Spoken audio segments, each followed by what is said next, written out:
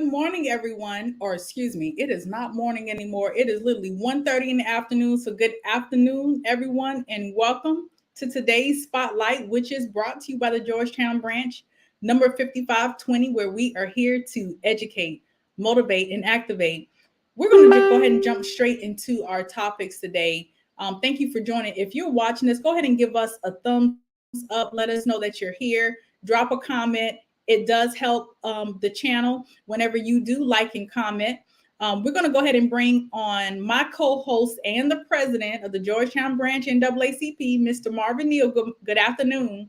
Hey, good afternoon, Ebony. I'm doing some technology stuff right quick here, but we can roll with it, baby.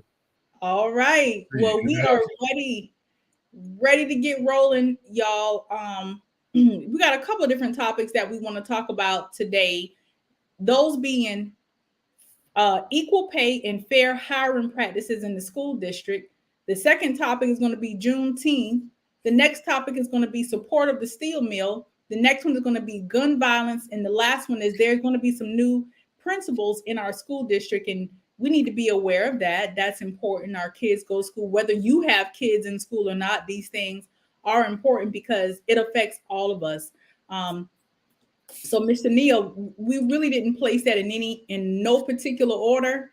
Um, let's jump into the new district and the new school districts, not school district, the new principal situation. New principals, yes. Two schools are going to be looking to get new principals, right?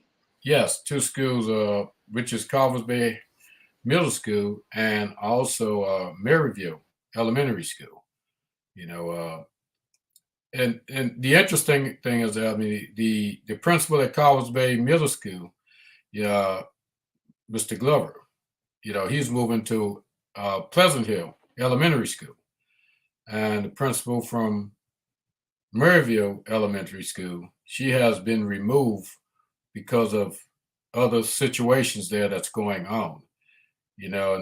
And those, but the one at Carvers Bay Middle School is he was a good principal, but there are some great opportunities there also for those that's in the assistant position, and because that school, Carvers Bay itself, it's a great school. It has a lot of continuity out there with the high school and the Pleasant Elementary School in Browns Ferry and Plantersville. Those are the feeder schools to Carvers Bay. So when we are looking at principal, I was at the community at the meeting the other night when the superintendent and some of the staff was there asking the community what do they like to see in a principal, and it pretty much described the assistant principals that's sitting in the position right now, which is Noreen Frazier, and people were asking out for her by name at the forum. You see what I'm saying? So it tells a story about the things, the good teamwork that's going on there, and we hate to see that. And she brings continuity to some of the great work that's being done, all the programs they have, the scholarships that they have received, and the accolades that they have received from national and state. Matter of fact, June 9th, they will be in Chicago competing on a national stage, Carvers Bay Middle School. The high school just got a recognition for one of the top high school in the state That's my for school. the top high school.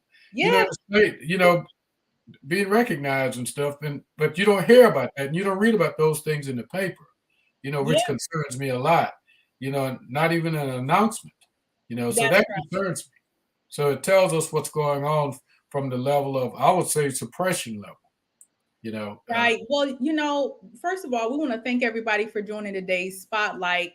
If you have any questions, comments, or concerns, please go ahead and post them because it could be featured on today's spotlight. We want to say good morning to Miss McCain, young lady getting involved in the community. She has kids also that attend our local school district. So I'm glad to see folks out here um, learning and seeing what's going on with their kids. And also we have Miss Davis here. It's good to see you as well. But back to what you were saying, Mr. Neal. So you have these new principles coming in, and what do we need to be aware of and why? one thing we need to be aware of, a lot of times we see these committees put together, and committees are put together, pretty much to hear the voice of the community and see what direction the school needs to go, in order to move our children forward. But that has to be a balanced approach and stuff. We can't do things a lot of times because of who we know and stuff. We got to bring good people into our schools. And principals have to control the schools. And some of the questions that was asked at the forum, and some of the statements that was made, that they want to see a principal that's strong and controls the school in the direction it's going, in the direction that the community and the direction that the children need to get to the next level. You see what I'm saying? But Right. sometimes principals are put in those positions and they're being controlled from the back end, and being blocked a lot of times. There's some situations right now, at Maryville School that I'm concerned about. At College Bay, we don't have that problem. At the high school, we have some concerns there, with racial tones coming out, from one of the staff there that's still being tolerated, I guess, but not at the school level. That's being tolerated at the district level. Right. Which really brings into a good topic. We just want you to know this is in terms of the new principles, but that really does bring about another topic that we need to talk about, and that is going to be the fair in the schools, fair hiring practices and equal pay. There is a disparity that we have seen time and time again, where hiring practices can be questionable, as well as the pay. That not everything from the teachers to the custodians, uh, and lunchroom staff and everything, pay needs to be fair and increased, because that's a big job to take on with these students. Yeah, and I don't think we realized how important those positions were when you say bus drivers, custodians, and cafeteria workers. The role that they play within the schools until COVID came along, and all of a sudden they became a position that we just can't do without. We knew that from our level, but it sounds as though, and it looks as though at some times that those that does the hiring and set the pay scales for these people is just they're not paying attention. And I'm saying they're not paying attention because just the language that came out at the last school board meeting, when Dr. Lance asked the question, why can't they get them to $15 an hour minimum wage? And someone said, well, we just never thought about it. What does that say to the thought process? But these people that's doing the briefings and making these statements, these people are making six figures. So they're not thinking about it, and the thing is, they don't look like us. That's the problem. You have to get some fairness in every area of practicing, hiring practices, equal pay, all those positions, because one area can't be controlled without balance in the other areas, like the legislative, executive, and the judicial branch of government. You got to have checks and balances. Right. You know what I'm saying? And I had to ask some school board members this week, why aren't they sitting in on the interviews? They don't have to say anything, but they need to know what's going on in these interviews and what's coming out of it. Right. When individuals could sit in an interview because of the power to be and make statements as though, well, there's only two schools that I'm going to go to during the interview, what does that say? They dictating how it's being ran, basically. Yeah, and they're being interviewed for a job. So it tells you that they know they already have the job. They already know. Yeah, they already know. So we want to go ahead and congratulate Miss Roberta Davis on her grandson's graduation. Carvers Bay is a phenomenal school. Phenomenal. I graduated from that school, top level, family atmosphere, some of the same people. And I really like that some of the same folks that used to teach there, still teaching there, volunteering there, students graduating, going back to teach there. We need that, and we need to keep. That's why the fair hiring practices are so important, so that when these students graduate, they'll want to come back. Yeah. and not feel like they're defeated before they can even get started. So congratulations to your the granddaughter. Mm-hmm. And Ebony, just one more thing, you know, and Randy Walker just popped on, excellent board member. Randy just a great board member. Him and Michael Farrow, and we got a good board on this Georgetown County School District. You got a situation you got to work out, I guess, but you know that's within the board. One of the things I've seen, but we have a good, solid board in the Georgetown County School District. You know, and I think it's more solid now than I've seen in a long time. You know, and the opportunity is there right now to make that difference because, you know, the board controls the whole school district. The superintendent works for the board. And I don't think some of the board members even knew that because I've heard some of them said, you know, they don't want to make the superintendent mad. Why would you want mad? What's that about? Right. You know, you're the superintendent's boss. The board is the boss of the superintendent. And the community needs to hold that board accountable because they elect those people to hold him accountable to make sure their children is getting what they're supposed to be getting and the community is getting what they're supposed to be getting. You see what I'm saying? So right. You know, when you got people, you know, like you said, want your children to come back here and teach, you know, again, that's a challenge now. Because even when they come in to teach, the slots are already filled by folks that they're bringing in to fill slots for stepping stone. Nepotism. You know, those are challenges. So, you know, I'm sorry. I thought we might have had some internet issues. Are you still here with me? It might be me. There. I'm good. Okay. But you know, good morning, Miss Walker. We're happy to have you here. One of the things that, you know, and this is why it's important, whether you have children in the school district or not, you know, we have that's why local elections are so important. They're important because that's how school board members are chosen.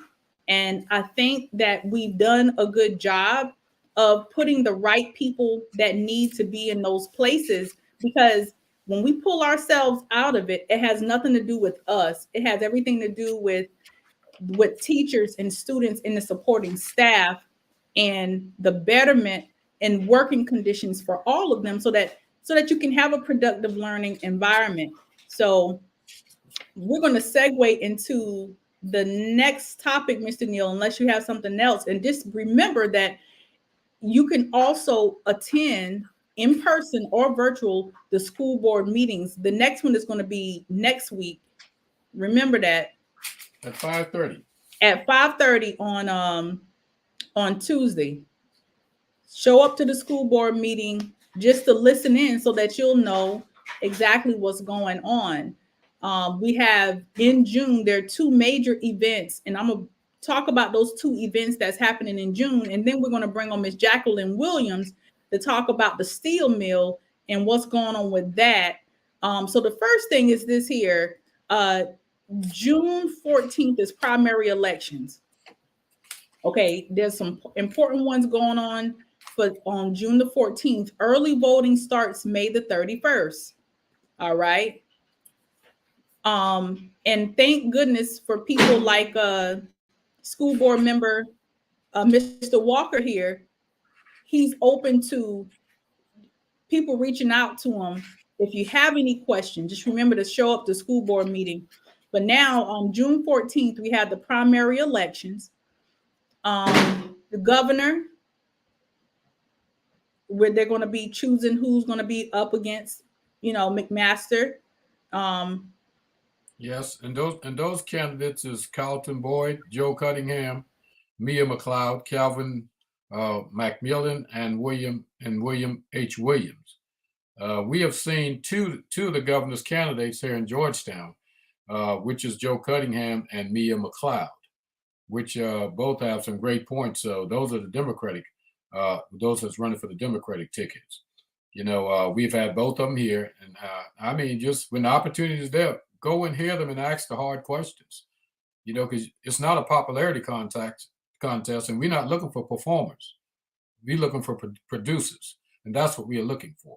So make sure you go and ask the hard question and hold them accountable when they get in there.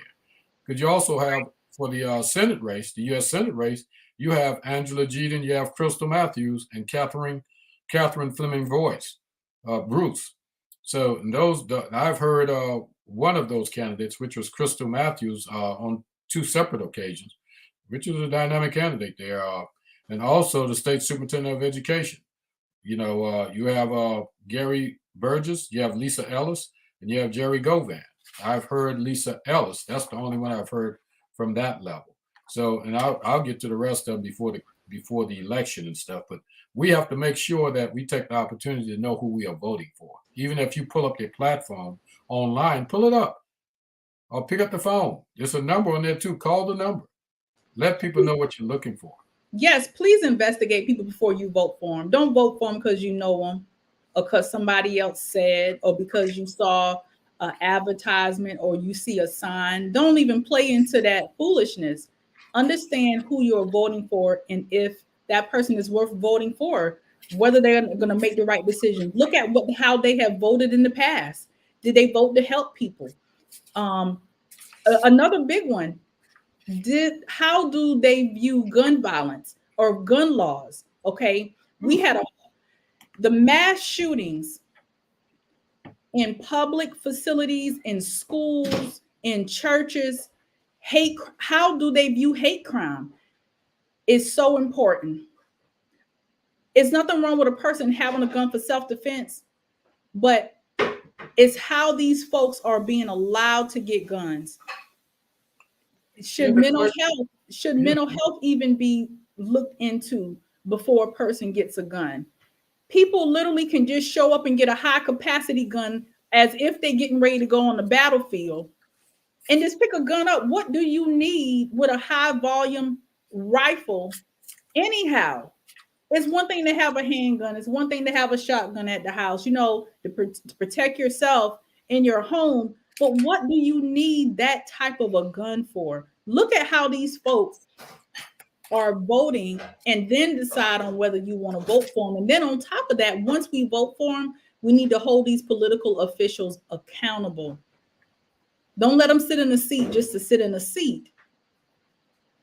And Ebony, we have a situation there in America and stuff. This is the only country that people just go and buy a handgun or buy a assault weapon. Even in the military, you have to have a mental health check. We have 18-year-olds walking. Well, some of them still in high school could just go buy a handgun, go buy an assault weapon, AR-15. These weapons we use on the battlefield, and you have to be trained on those weapons. Anyone should not have it in their hands. I heard the Steve Kerr and the other person that was running for office in Texas there, Beto O'Rourke, and all them talking about the need for the change in the laws. You need to be 21 years old. And assault weapons really need to be banned. Just ban assault weapons. Get them off the streets. Because there's no reason to have an assault weapon. Yeah, and that's so true. When the shooting happened in Texas, and it's not just Texas, it's so many of them going on. The one in Texas is the one that's hit the news lately. When I heard about it, I was at work. And the first thing I thought about was my own child. I mean, for all the people that 18-year-old killed, do y'all understand how many people he also shot and were injured? I saw the story about the little girl who had to she got some of the blood of her friend who was dead and rubbed on herself and laid and played dead just because she was in fear that the gunman was going to come back and shoot them. Do you know how much trauma and that these kids and the family members, the thing didn't really even affect me, but it affected me because I was afraid for my child. And and that affects people mentally. And the trauma is going to happen vicariously on and on and on and on and on. And that little girl, Ebony, she will see that blood on her for the rest of her life. That's PTSD. You see what I'm saying? She will see that blood the rest of her life. In her sleep, she'll be popping up, sweating, all kinds of stuff. Because that's the impact of traumatic situations of that nature. And just think about it. But for her to think to that capacity, someone was already prepping her for the situation. Just play dead. You know, it's so important. It's sad that we have to teach our children how to defend themselves in combat in the elementary schools. This is what 7, we do 8, in the 9, war and 10 year zone. old. Then you got 7 and 8 year old. politicians. You got politicians out there talking about, well, we gonna think about it, and we'll see how things goes. It's crazy. I really think that before they vote on laws of this nature, these politicians need to see the segment of those situations sitting in front of them when they're about to vote. Those children laying on the floor, dead, 21 children. It's sad, 19 children, two adults, plus the ones that's injured. People pulling their children out of windows, and they debating whether they should change the gun laws. Come on, until it's their children, because they see nothing but winning an election. Politicians, all of them do. Because when your hand goes up, if their voice is silent, I don't care if they say they don't have the vote. If their voice is silent, they are in agreement. The bottom line, silence gives consent. It is, and the thing about it is, and it's so sad. One of the teachers that had gotten killed, her husband died of a heart attack 2 days later. And to me, that's a direct, you have to, in my mind, you have to include that as part of the casualty of this particular incident. People are taking this situation hard nationwide. So we do need to remember how and who we vote for, how they have voted in the past, what they are currently doing to earn our vote. People have to earn our vote. And you need to remember they work for the people. Political officials dollars. They're not doing us a favor. They're supposed to do what's right. Exactly. Now, anything else you want to say about that, Mr. Neal, before we bring on Miss Jackie? Miss Jackie's segment and this also, and even especially our local officials. We have to stop allowing folks to sit in position and perform. Photo ops, stuff of this nature. Tell them to come and talk to you. If they could take a picture with you to get elected, they'll take that picture and put it on Facebook according to who you are. But you tell them to stand in front of you and explain why you should vote for them, they will disappear every time. All of them always have somewhere to go. And some of them will stand and speak to you. But some of them they're always running. Their time is too important to sit there and explain to the citizen, oh, I got to go here, I got to go there. Don't vote for them. If they don't have time to talk to you about why they deserve your vote, don't vote for them. They're always running. People out there getting killed. Execution. Execution style. Execution style. It's very barbaric. Yeah. It's crazy. And they going for this foolishness about the electrocution chair and the firing squad. When you're so crazy to bring stuff like that back, then we are definitely needing to understand that we need to make some changes here. But real quick, Mr. Neal, Juneteenth event. We'll let Jackie segue into that stuff. All right. So we're going to go ahead and bring Miss Jacqueline Williams on. Good afternoon. I think you might be muted. Yeah. You guys are doing okay? Yes, ma'am. How about you? Good. I am doing okay. I'm well. Good. People want to know what's going on with the steel mill. Okay. Basically, what we have going on is gearing up for the meeting on this upcoming Wednesday, which is going to be at the municipal courtroom building in Georgetown at the police department. We unsuccessfully tried to get a venue change, but that did not pan out the way we wanted to. Basically, it was just shot down by Ms. Graves, who is the chairperson for the board. And so the meeting starts at 5:30, and we are asking people to please be there by 5:15.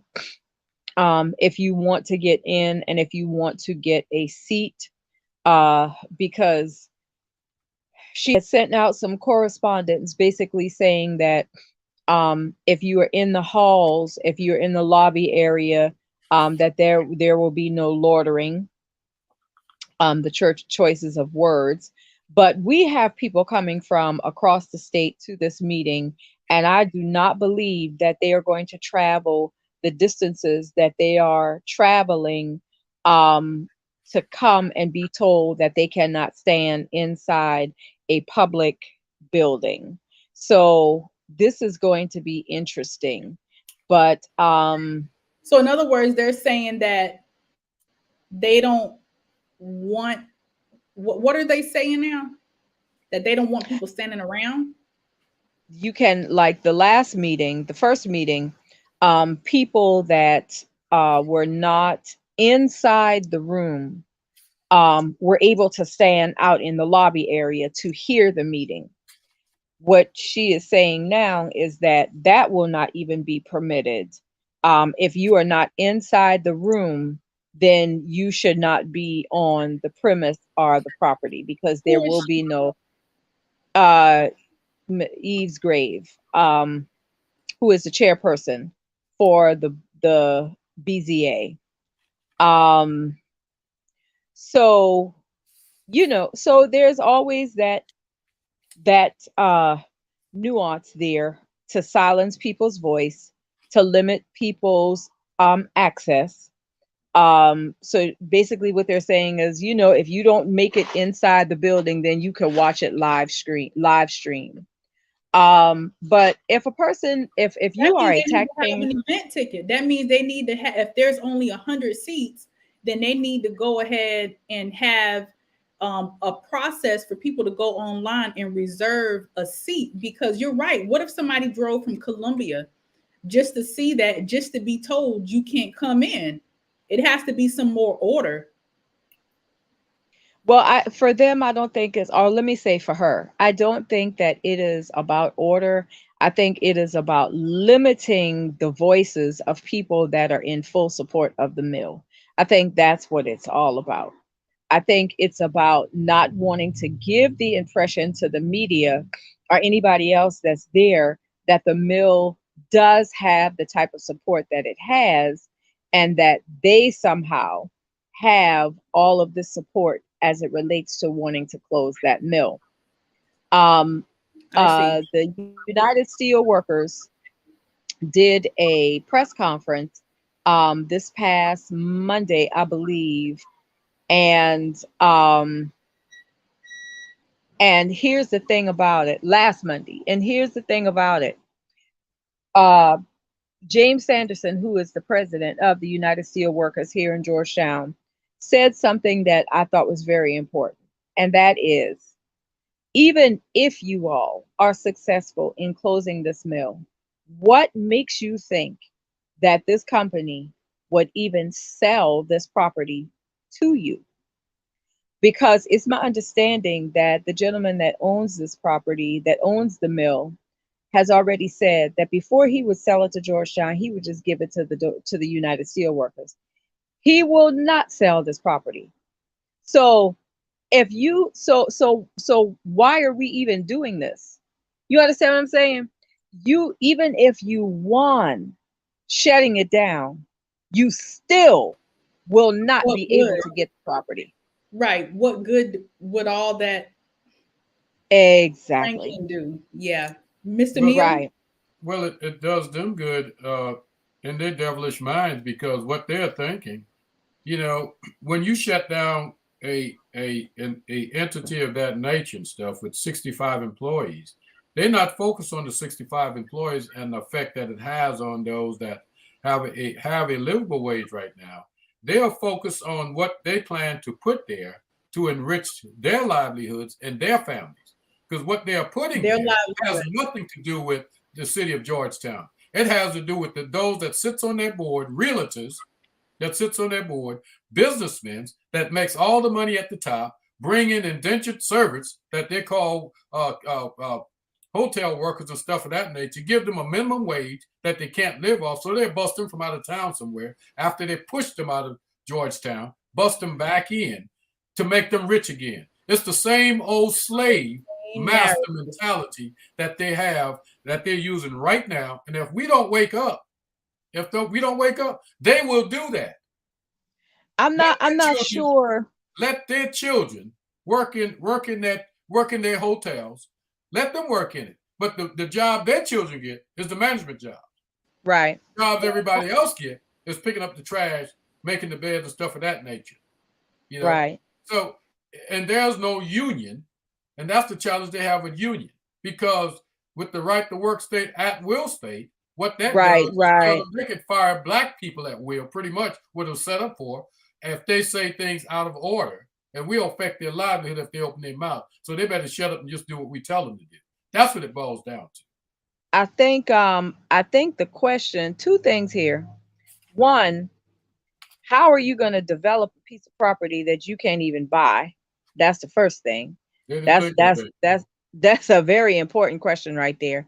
And two, I think what people have to really, really ask themselves is, no matter how many times they come out and try to say that they're community minded and that they're thinking about everybody, the fact that they have done this very, very high rate increase in utilities speaks volumes about where they are, what it is they are trying to do.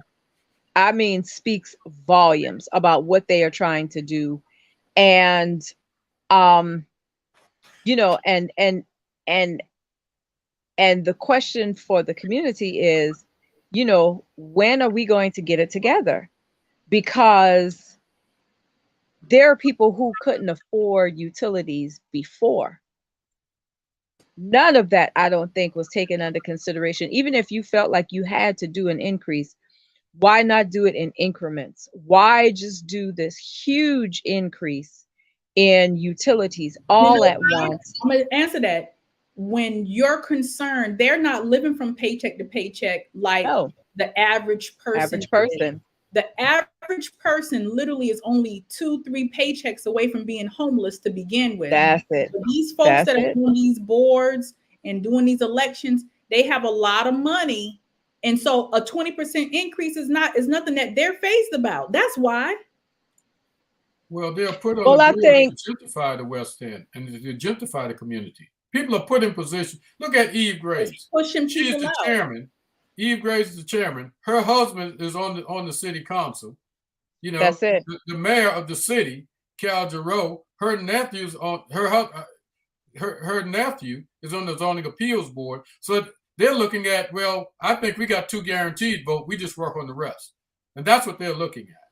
You know, they should have recused themselves with any dignity. But you know, especially Eve Grace, she have said, not just before she got on the board, she already said what she was going to do before she even got on there. Yep, and it's all on Facebook, all on social media. Her going, shut the mill down, hashtag shut the mill down. So it's all out there. So you already know where she stands. I find it very interesting, though, and I find it quite hypocritical of some of the folks on city council as it relates to their stance on things. If you all recall, when we were looking at the American Rescue Plan monies that were coming into Georgetown, that in the first proposal, they wanted to allocate, or there was an allocation of monies for micro grants for small businesses. Carol Giroux, Al Joseph, and Jonathan Ankner were the 3 that was screaming and hollering about giving small businesses this money and who's going to manage it, how you're going to, track it to make sure that people spend it on what they need to spend it on, so forth and so on. But what I find so very daggone interesting is that Carol Giroux herself got a PPP loan.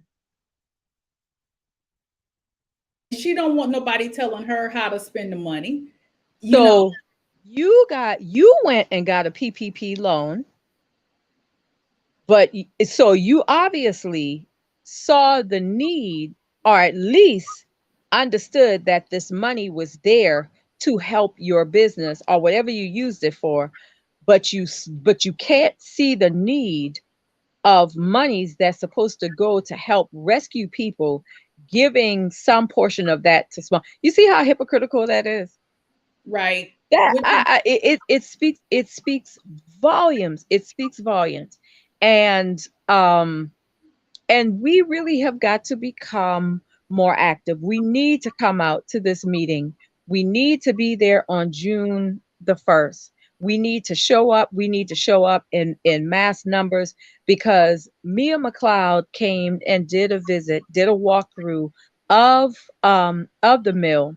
And one of the things that Mia McLeod, Senator McLeod, pointed out was the difference in the medium of income between those who work at the mill and those who live in the area that don't work at the mill. And it was a huge difference. You know, there might be 65 people there at the mill, but their average income annual is about $87,000 versus right under 30,000 if Big you are non-union and and working a conventional job in Georgetown. Big difference. Big difference. And these are the and so systematic issues that we're talking about here. yep. So we need people to come out. We need folks to come out. And we need to refuse to leave. There is going to be overflow at that meeting. And it's going to be very interesting to see what is going to happen as a result of that overflow. But one thing I can say is that that building and that property is paid for by taxpayers' money. And what we have got to understand is that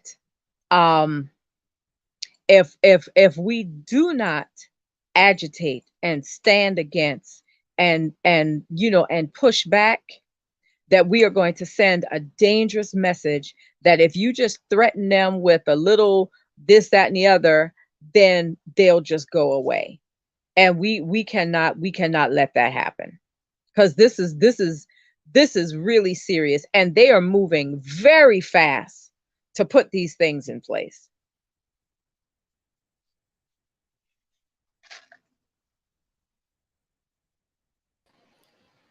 Mr. Neal, you're muted. What we have to look at now, Jack, is the things that kept us, or the attempt to keep us in bondage years ago. It's the same methods that's being used right now. Shut them up, suppress them. It was water hoses and dog bites and everything else when Dr. King and all of them was in the movement.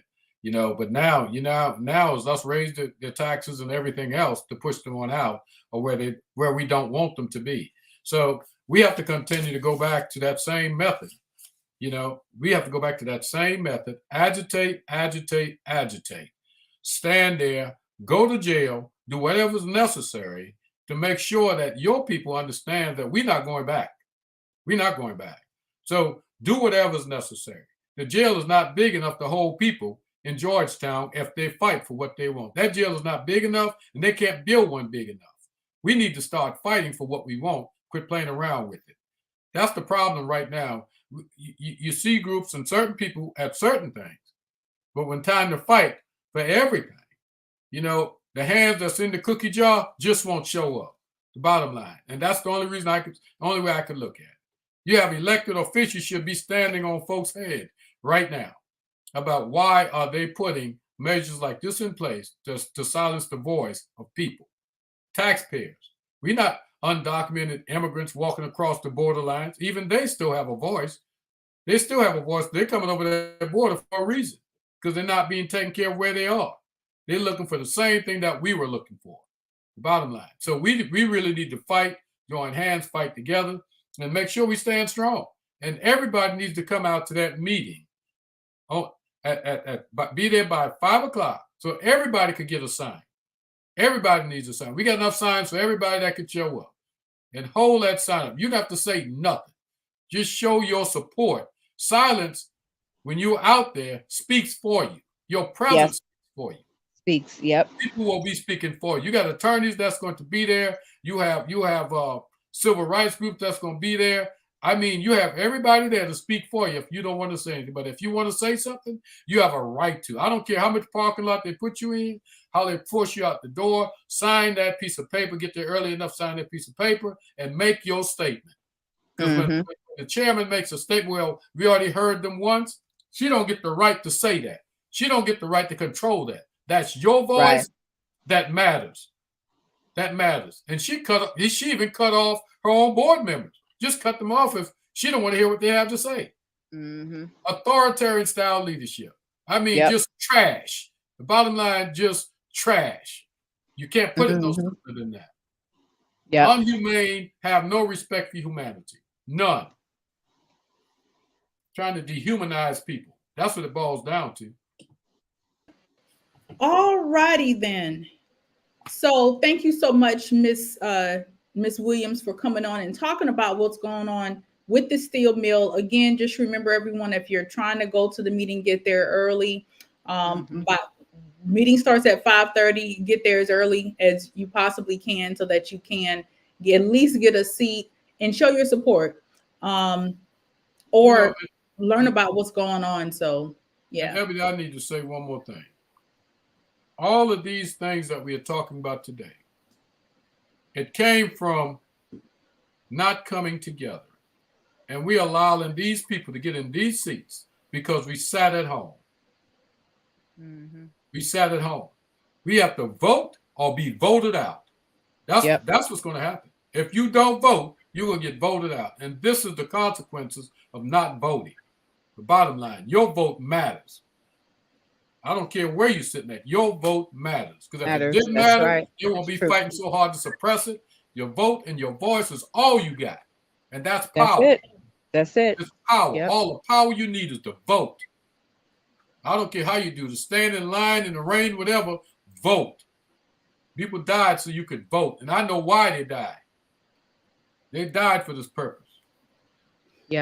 Don't quit letting people come into your community and feed you a fish sandwich, and quit letting these pimps come to you and pimp you for your vote because they're getting paid to get it. Learn the information, get educated, and stop getting pimped by these politicians out of your vote. Make sure they answer your question. If they can't answer, vote them out. Black Ebony said, vote them out. Ebony said something that is so true earlier. She said that politicians should earn your vote.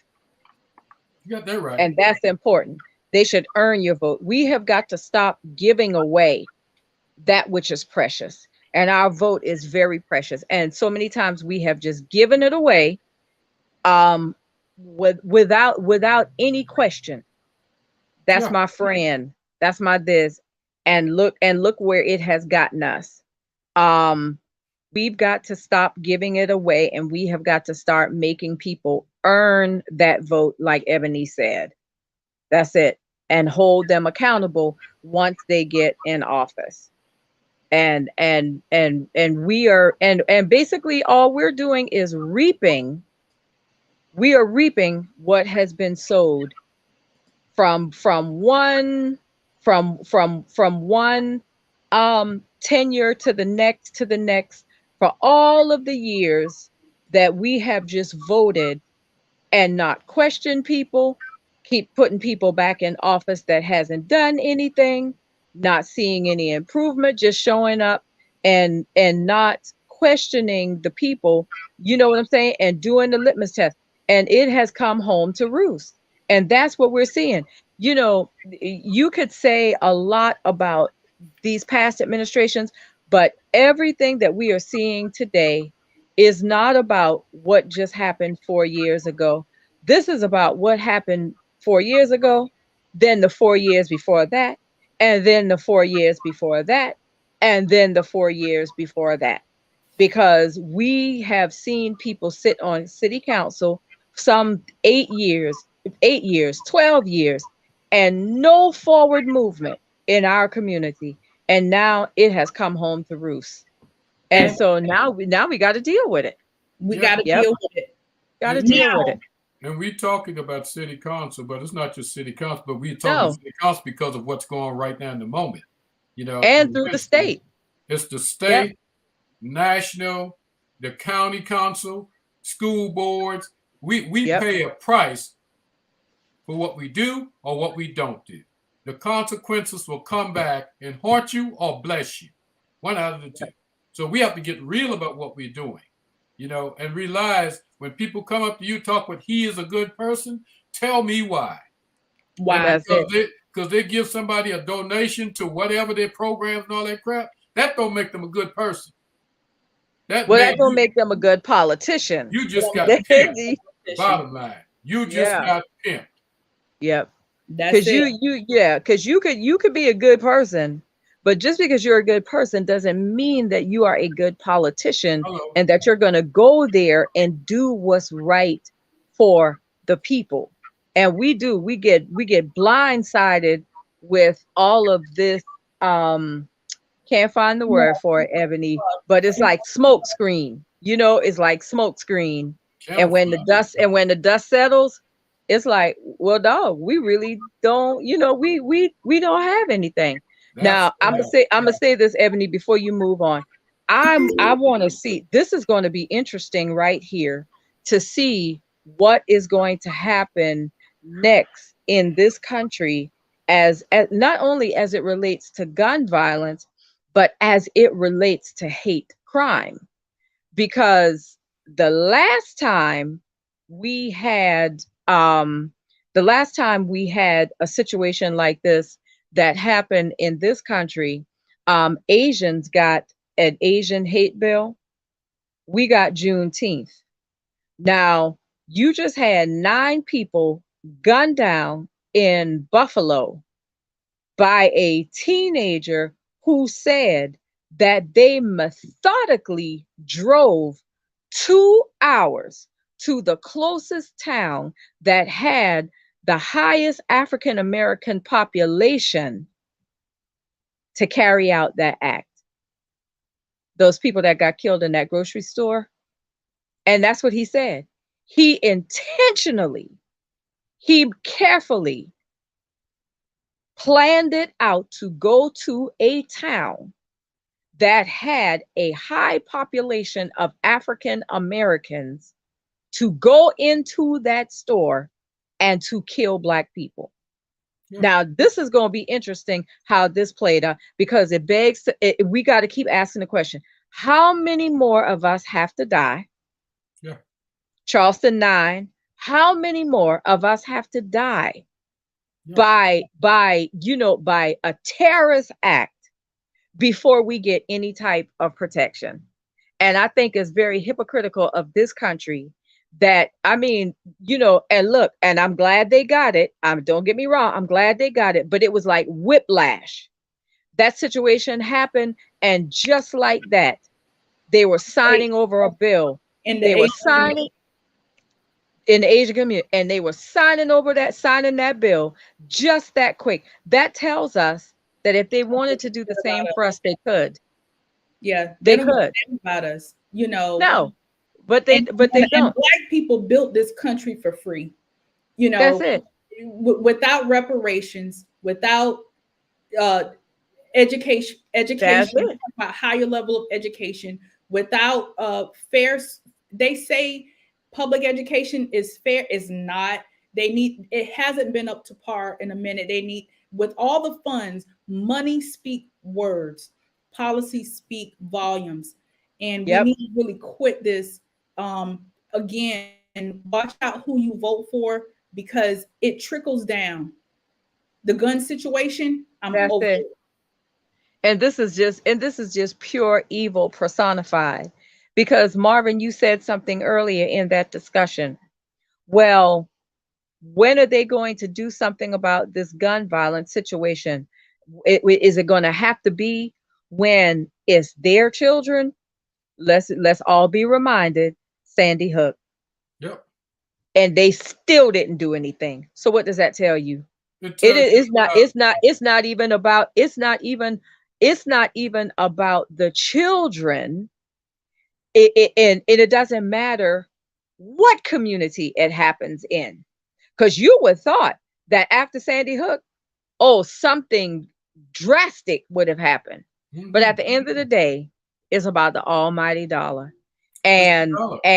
and these children, as sad as it is just another casualty of their greed and their need to control and to push their agenda. Yeah. Wait and see. It's not is There's not going to be, that is not enough to make their conscience say, you know what, we need to do something different. Because if that were the case, we would have seen it after Sandy Hook. Yeah. And that's why we have to continue to vote in Exactly. what you want. You get to vote in those votes in Washington where the change is going to happen at. And not only that, Jackie, nothing's going to happen because politicians are getting paid by the NRA. Okay. That's why they have to Okay. vote. The NRA is Those guns, controlling one those side. guns are big business. They're controlling the right. That's They're it. controlling the right. The NRA is controlling it. And Big some of the business. left too.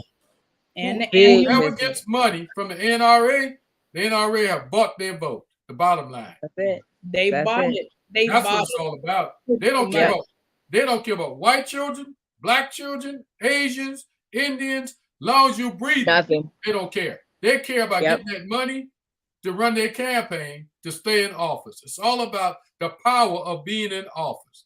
The power That's of it. control. It's That's about it. power. It's about power and controlling the narrative. They don't care about their neighbors or their fellow man. They don't care about being humanitarians.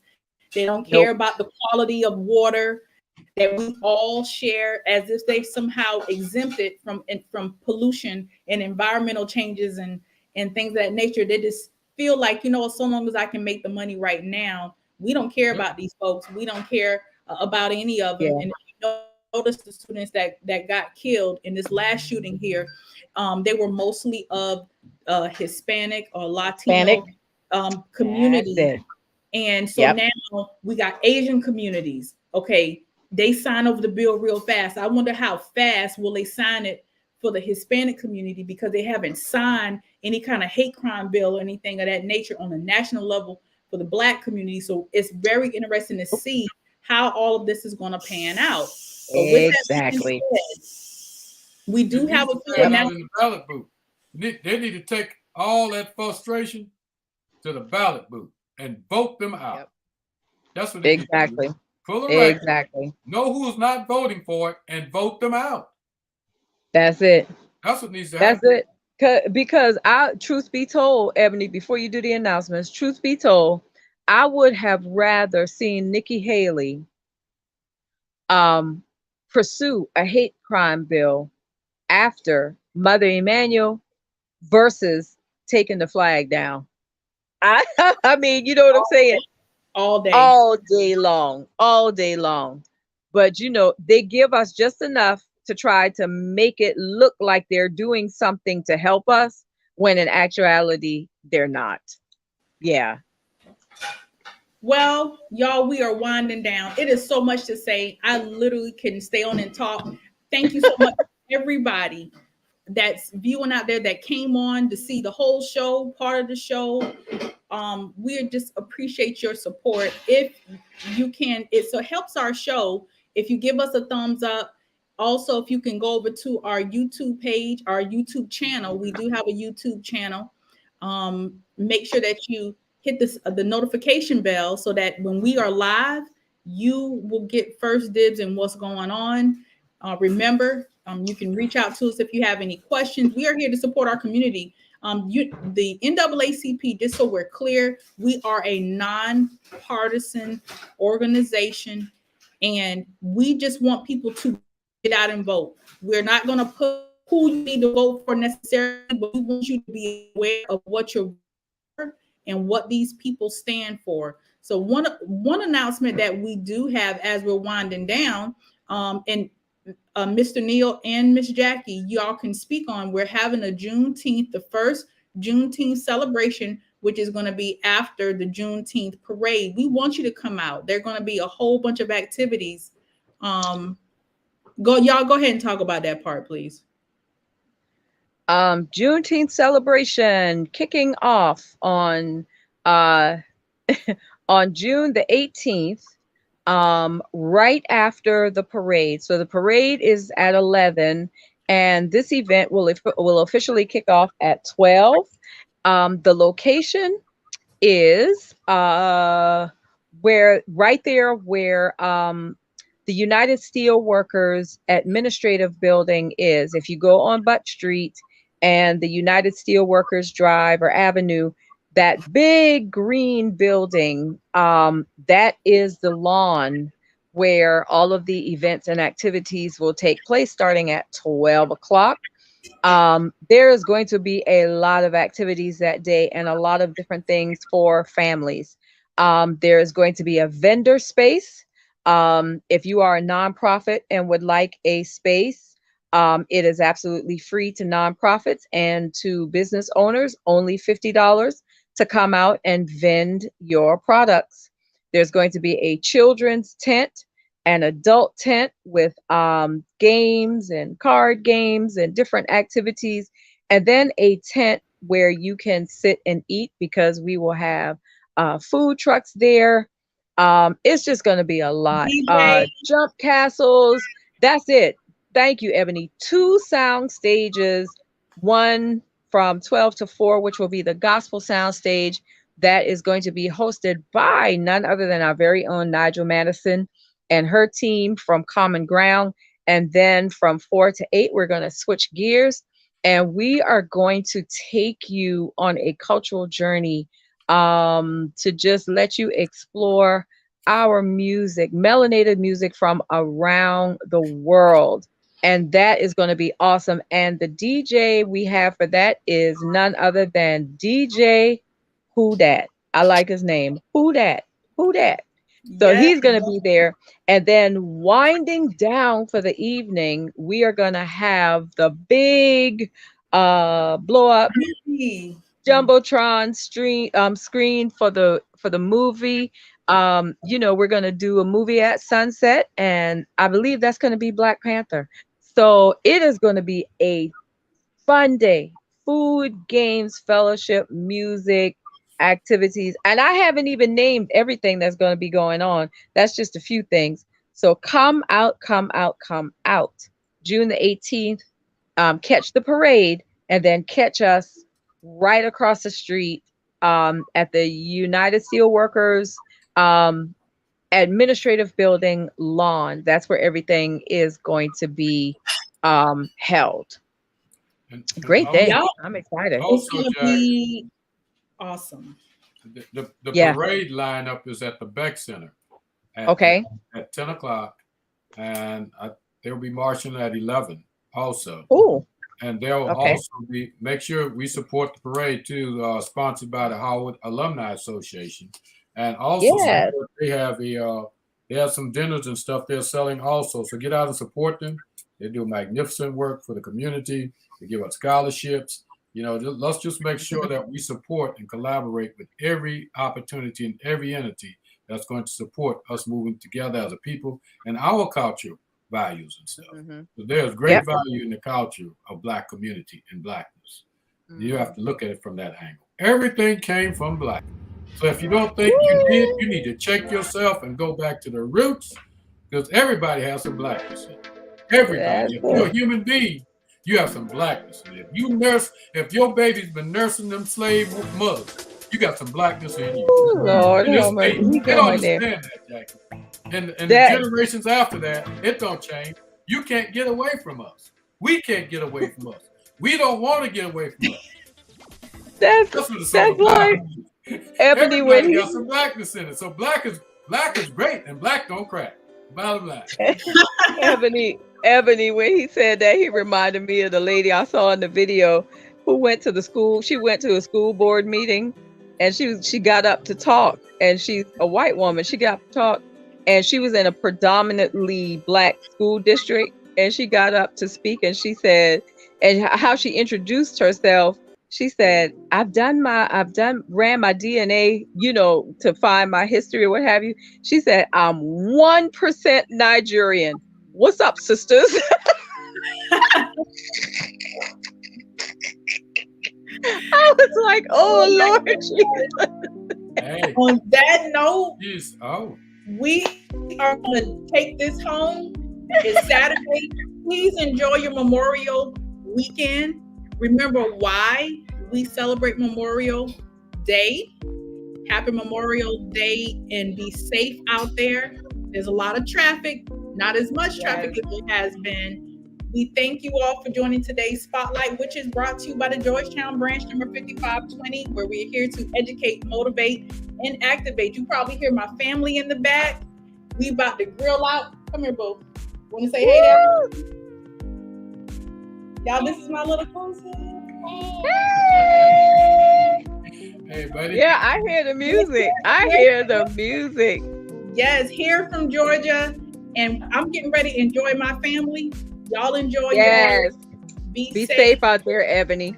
Yes, we love you.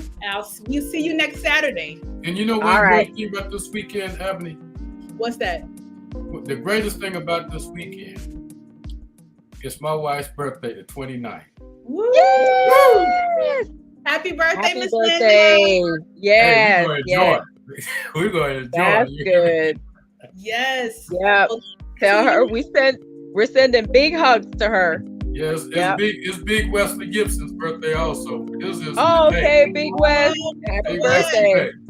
Yeah. See Big West, you tell him happy birthday. That's right. I want to see grilling this weekend. Y'all check him out. Yeah. On his Facebook page.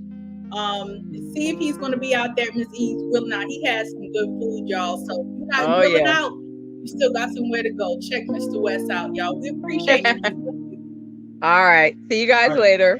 Bye-bye. Congratulations to Ms. Doreen Green. She's the new president of the Georgetown District AME Church Lay Organization.